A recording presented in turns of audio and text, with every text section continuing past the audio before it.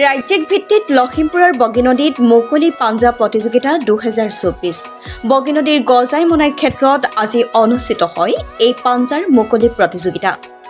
বগীনদীৰ প্ৰধান পোহৰ ক্লাবৰ উদ্যোগত তথা প্ৰয়াত হীৰেন সোণোৱালৰ সোঁৱৰণিত অনুষ্ঠিত এই প্ৰতিযোগিতাৰ ফিতা কাটি মুকলি কৰে লখিমপুৰৰ বিশিষ্ট সমাজসেৱক উদয় শংকৰ হাজৰিকাই।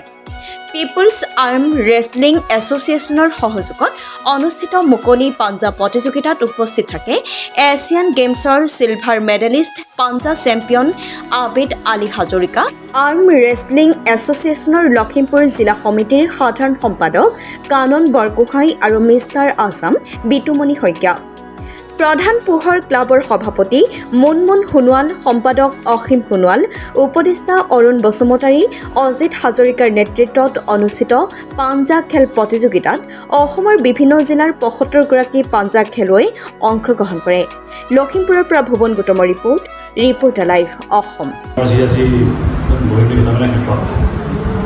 পাঞ্জা খেলৰ যি আন্তৰ্জাতিক পাঞ্জা খেল প্ৰতিযোগিতা আয়োজন কৰা হৈছে তাৰ আয়োজক সমিতি হ'ল আমাৰ প্ৰধান পোহৰ ক্লাব। আমি প্ৰধান পোহৰ ক্লাবে স্বৰ্গীয় হৰেণ সোণোৱালৰ ধৰণীত আমি আমাৰ বগীনদীৰ পিছপৰা ঠাইৰ যুৱকসকলক অন্য ঠাইৰ খেলুৱৈৰ লগত ফেৰ মাৰিব পৰাকৈ আমি এই খেলখন অনুষ্ঠিত কৰিছোঁ। তেখেতৰ সুযোগ্য সন্তান আমাৰ ক্লাবৰ সভাপতি, তেখেত হ'ল আমাৰ শ্ৰী মুনমুন সোণোৱাল ডাঙৰীয়া। আৰু এই খেলখনৰ গোটেই পৰিচালনা কৰিব আমি অনুমোদন কৰি আনিছোঁ arm wrestling federation of Assam পাৰ আমাৰ সম্পাদক শ্ৰী কানন বৰগোহাঁই ডাঙৰীয়া দেৱ আৰু তেখেতৰ সহযোগী ৰেফাৰী হ'ব।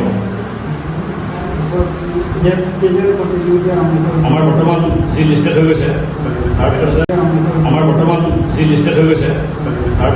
75 হৈছে। আপোনাৰ তাৰে চাৰিটা কেটেগৰী আছে, বিল' 60, এভভ 60, এভভ 70 এণ্ড 80+। জিলা বাহিৰত আহিছে, তিনিচুকীয়া আহিছে, আপোনাৰ ৰঙিয়াৰ আহিছে আৰু ডিব্ৰুগড় আহিছে, তিনিচুকীয়াৰ আহিছে, আপোনাৰ যোৰহাট আহিছে।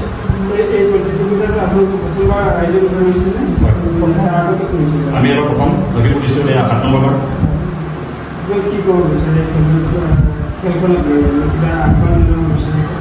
আমি খেলখন কৰি আপোনাক ক'লোৱেই আমাৰ দৰে পিছপৰা ঠাইৰ যুৱকসকলক অন্য ঠাইৰ যুৱকৰ লগত ফেৰ মাৰিব পৰাকৈ আমি এই খেলখন আয়োজন কৰিছোঁ।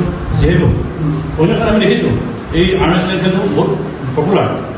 যেনেকৈ আমাৰ আজিকালি IPL চলে, ঠিক তেনেদৰে আমাৰ এতিয়া প্ৰ' পাঞ্জা খেলে। প্ৰ' পাঞ্জা খেলখনত আমাৰ যেনেকৈ IPLৰ ক্ৰিকেট টীমবিলাকৰ সদস্যসকলক নিলাম কৰি কিনি লয়, আজিকালি আমাৰ এই পাঞ্জা খেলো তেনেকুৱা। ৰিপৰ্টাৰ লাইভ অসম নিৰ্ভীক